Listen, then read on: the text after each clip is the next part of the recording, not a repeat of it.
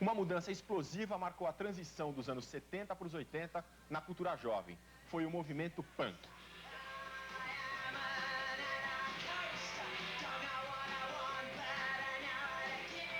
Dez anos depois, foi a vez de a música eletrônica desempenhar esse mesmo papel revolucionário.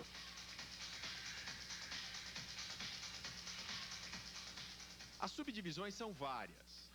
O house, o drum and bass, o trance. E dentre os vários subgêneros de música eletrônica, aquele considerado o mais puro, o mais radical, o mais punk é o techno. E no techno, o DJ alemão Chris Liebing é um dos nomes mais respeitados. Why do you play techno? Why did you choose techno? It's just my definition of music. For me, what I'm playing, I call techno. But for me, techno is a big variety of music. And it's a good thing to play a 10-hour set. I can play my whole understanding of techno, which starts at dubby, housey stuff, and goes through electro and goes back to harder, loopy-orientated music. Which for me, I call it all together techno. Electronic music for me is actually the word on top. Electronic music for me is everything which is produced by synthesizers and computers, like where no real guitar is involved anymore. And this could be anything. This is even hip-hop today, electronic music. Yeah. And as I said, most people at home, maybe they never saw a DJ in action. Yeah. And would you say that the DJs are actually the new musicians, or the role of the musicians is something that will never be replaced? I don't think so. I think a real musician is, I still admire real musicians because they can play real instruments. Yeah. And I must admit, I can't play a real instrument by... You can't? No, I can't, besides playing a little synthesizer, which I taught myself, but that's basically it. But you do write on your computer? Yes, of course. But that's a good thing on the other hand, because I'm not limited to any rules which there were in music. Like if someone, I know some people who got, who went to music schools, but they're sometimes restricted to their own, like, oh no, we can't do that because we learned it different. Yeah. And that doesn't happen to me, but on the other hand, maybe I'm technically or musically not that far as them. So I wouldn't say that DJs are new musicians, but the DJ thing actually is still developing into more entertaining. Mm-hmm. Like from two turntables with putting on records and mixing them together. Like in the beginning it was not even mixing. In the beginning you played a record, you played it out, and then maybe you said something and now you put on the new record. This was like end of 80s. And you put it new. Then the mixing came in, and for me always something has to happen. So I started to use little effects and samplers, and more stuff, a computer and a drum computer. So actually the DJing develops more and more into a form of entertainment. So on the other hand, you could say, in the end, if I have all my equipment with me, you're a one-man band, which is helped by records.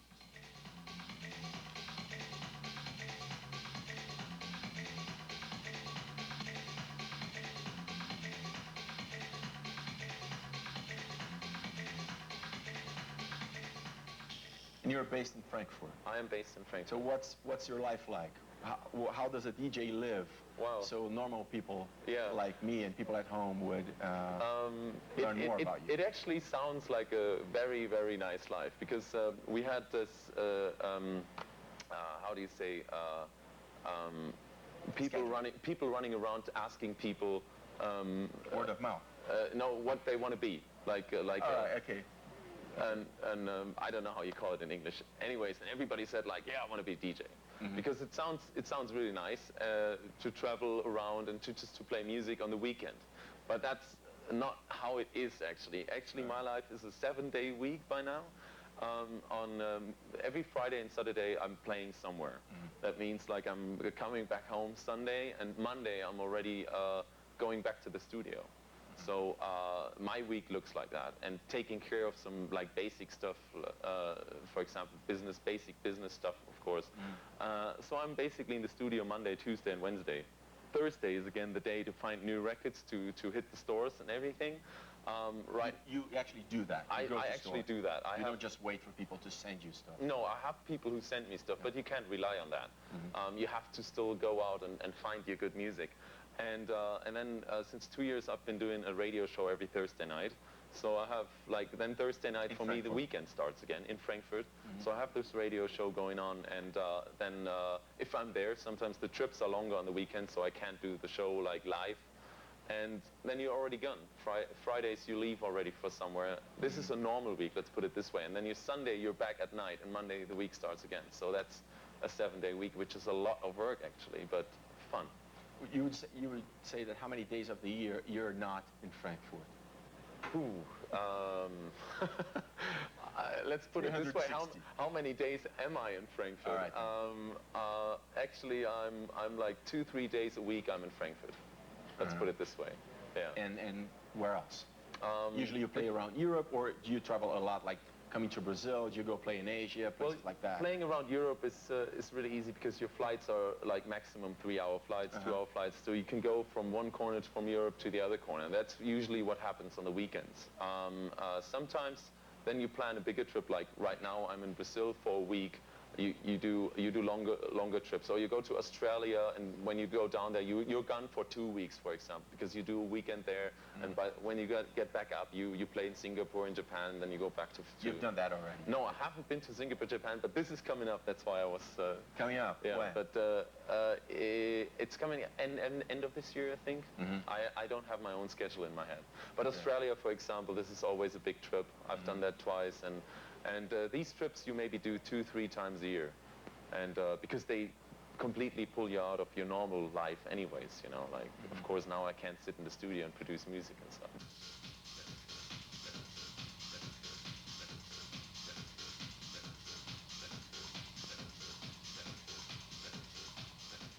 You've already played in the US, I guess. Yes. So could you generalize a little bit and tell us what the differences are, the main differences are between the U.S. audiences and the European audiences? Yes. The U.S. audiences are not as educated as well, but that's not their own fault. I think there's a big cultural difference between the U.S. and Europe anyways, or between U.S. and Brazil. And the main point which I experienced is the drinking age, which is 21, which divides basically the younger generation in 2 parts. You are younger than 21, you can drink alcohol, or you're older than 21. And not even only, it's not the point of drinking alcohol, but it's the point of we can go to a club which is over 21, we can go to a club which is younger than 21. And that makes a big difference to the whole club culture.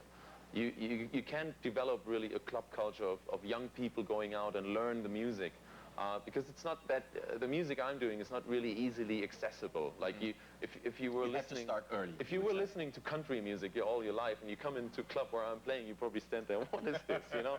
So you have to learn it. You have to you grow in it. And in the States, it's the people are really hungry for music, but they're actually not as educated, well, musical-wise, like the younger crowd, because they don't have any chances to go anywhere, to do anything. And then there is a big rave, and of course they listen to anything who's there.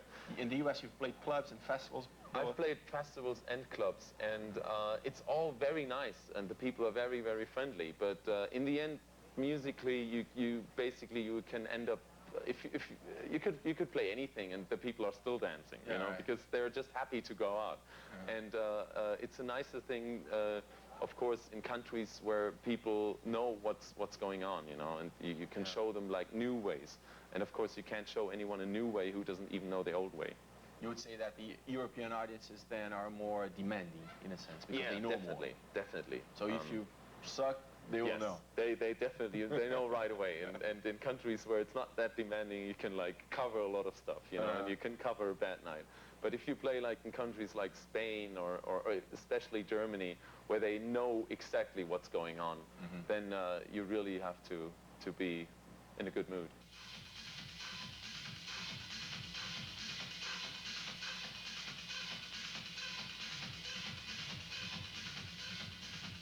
Are you ever afraid of not being up to date? No, to because the new music? It was always my philosophy not to really watch what others are doing.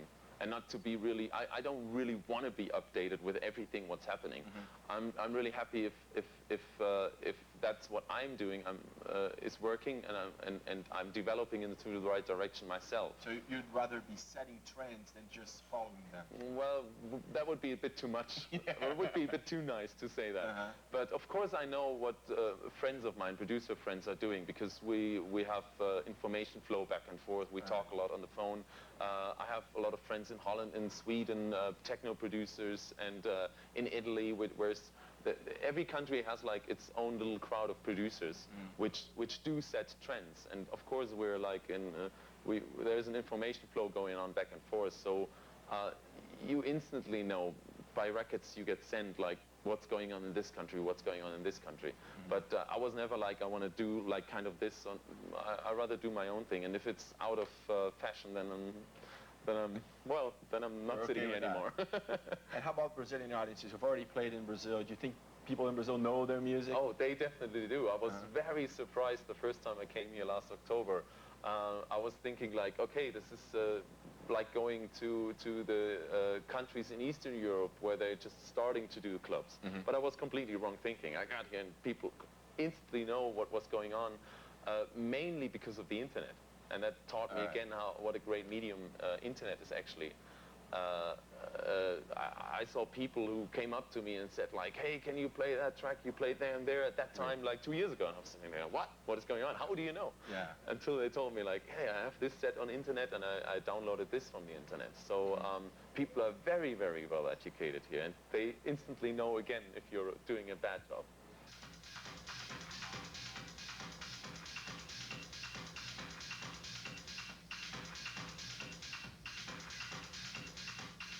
You know, there's this big debate. Napster has been killed, pretty much, by the record companies, and now Audio Galaxy and others are waiting for their time to come.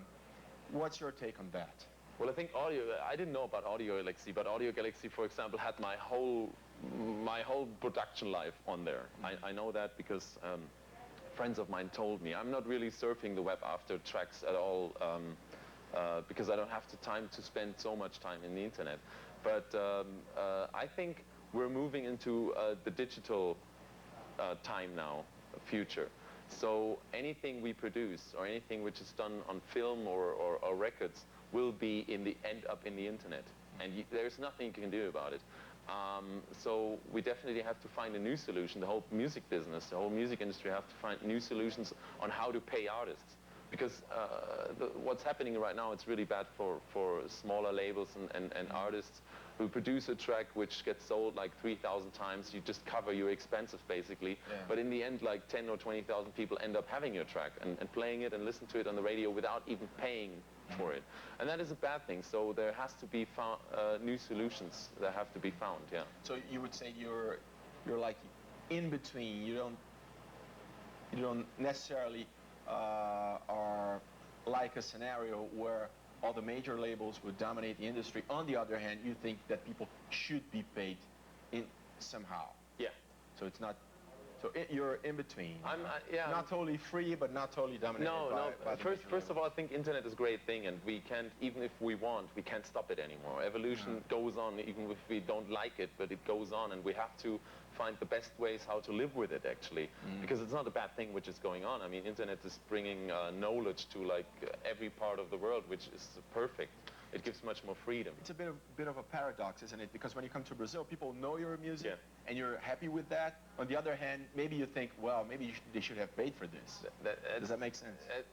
It doesn't. It actually doesn't make sense. But since I know I get some money still from selling my records, I find it okay. On the other hand, if the downloads are for free, because I do believe that not all of the people who download a track of mine would go to the store and buy it.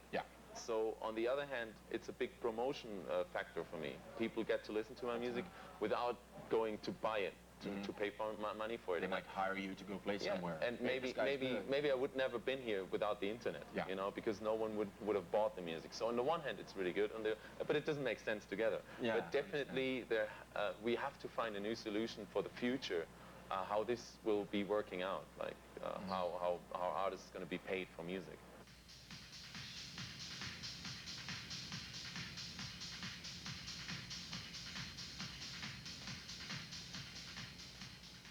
you're just telling me that when people are young, probably right now, and they get asked, what do you want to be when you grow up? And they were going to say a DJ. So let's say someone 16 years old is watching us right now and wants to become a DJ. What kind of advice would you give him or her? He should definitely be very interested in music. And first he should check himself if he wants to be a DJ, first of all, because it's an admirable job. Which I don't know if it is, but from the outside maybe it seems to be. Or if he wants to be DJ to personally to grow himself, you know, like personally, or to be in the position to make people happy and have a good night. Like not putting your own ego first of all, like that comes a little later. And if this is the way that he wants to do music because he loves it, then he should be going on and not really watching what others are doing, not really watching what, for example, I am doing or I'm playing. Rather find his own way, and I think that's the best thing, and either it happens or it doesn't happen. So, but one thing you would say, of course it's a fun job, but it's not 100% fun. It's a lot of hard work too. It is hard work, but it's 100% fun for me, even if it's hard work. I mean, sometimes if you haven't slept for 2 nights really and only slept like on a plane for an hour there or an hour, then of course you sit there like, oh, what a job. But in the end, it gives me so much because you can be as tired as hell, but when you stand there and you have like only 10 people in front of you, you really dance and enjoy the night, then you stand there and you think like, oh yeah, that's why I'm doing all this, because in this moment everything happens, the energy flows, you know. So and as long as this feeling comes back, I'm going to do this. Yeah. Chris, you just made reference to not sleeping for 2 nights, and one criticism that can be used against electronic music is that it is also a drug culture. Yeah. That it hadn't happened in a long time that one new kind of music was so closely related to drugs. Yeah. And do you think that's a problem? How do you respond to that? That is a big problem. I myself, I can openly say I don't do drugs, and I spend 10 hours, and I'm still, after that 10 hours, I can still go and have breakfast and be happy, and it is working. I can only tell everybody who are doing drugs, try it without. It's even greater. But on the other hand, I must say that every big movement had its drug. Like if you look back in the 60s or Woodstock, they had LSD. There are drugs which I don't mind, which are natural, which I wouldn't call drugs myself. So, but every major movement had drugs. And in Germany, beginning of the 90s, the major movement was electronic music. And acid house started with drugs. And the name says it all. Yeah, exactly. And on the other hand, I must say, since there's human beings, there's drugs, because there's always, everybody wants to widen up his perspective and his conscience. So, which is not a bad thing to do, but if you do it, you should do it like right and not overdo it, and you should learn what the outcome could be. And I think it's in every generation. Every generation has its drugs, and that always will be. Vida de DJ pode ser uma maravilha, muito divertida, uma festa atrás da outra, mas existe pelo menos um grande problema. Eles carregam discos de vinil, discos pesados, e às vezes são centenas deles. Numa turnê como essa, em que o Chris veio da Alemanha para tocar no Brasil, imagine quantos discos ele teria que trazer. Eu digo teria, porque isso agora mudou. Existe um novíssimo programa de computador chamado Final Scratch, que é usado por 5 ou 6 top DJs do mundo. Chris, explica pra gente o que está acontecendo aqui. Well, it's a very easy system, but it's kind of complicated to explain. First of all, we have a normal vinyl record like this, as we always had as a DJ, so the handling is exactly the same. But the difference is this vinyl record doesn't play music, it plays a modem signal, as you can hear here. It's this signal. É um ruído de modem, na verdade é só uma base que vai servir para que outras coisas sejam colocadas sobre ela. Nesse disco de vinil só tem esse barulho, só tem esse ruído que vocês estão ouvindo. Mas a música vai vir depois do computador e o disco vai servir para ela ser manipulada. So it actually tells my computer only the coordinates on where he should play any track which I chose to be played. In this case, I don't want to hear the modem signal, of course. I want to hear music, so I just change to the music. And music that's coming from the computer. From the computer. So anything I choose on the computer now, I can handle here as a normal vinyl record. So. But Chris, what a layperson would ask is, if everything is on the computer, why do you need 2 pieces of vinyl? Well, that's the most funny thing ever, actually. It's a stupid thing, because technically we would be able to use completely different machinery. This turntable is so old. It is like ancient, you know? Yeah. But every DJ is used to this, and including me, to work with this piece of equipment, which is really old. So what we're doing is we're combining this old, ancient piece of equipment here with a very, very latest technology we have here, in order to get the best out of both worlds. But why do you need them? Because the crowd wants them? Because you feel better? No, because we were talking earlier about the transmission between 2 tracks when you want to mix. And no one has found yet in the last 20 years a better way to mix tracks, All right, as with turntable. A lot of people have worked on new CDs, Pioneer, Technics. All the companies have worked on CD players, where you can mix tracks, but not real DJs really want to switch over to CDs. And this is the first time anyone uses this in Brazil. Yeah, could be. I'm proud. Thank you. Yeah. So anything I choose is played of this record. So I can instantly choose another record. And it plays another record. Yeah? Quer dizer, o mesmo vinil que agora parece que está tocando uma outra música, porque é a outra música que está vindo do computador. Mas o vinil é o mesmo. As fast or slow as I want. I can stop it, I can stretch, I can do anything with it. And the big advantage for me, of course, now is I don't have 8 record boxes or 10 record boxes standing behind me anymore where I have to search records. I have all records on my little hard disk here. Yeah. They're all on there. So, and I can find them because I can search for them quickly, like within 5 seconds I have a new track. Did you bring a backup computer? No, I didn't bring a backup computer, but what if this one crashes, man? I trust it. All right, Germans trust technology. Yeah, it hasn't crashed in the last half year, so why should it crash? All right, man. Yeah. Okay. Man, thanks very much for your time, Chris. Thank you.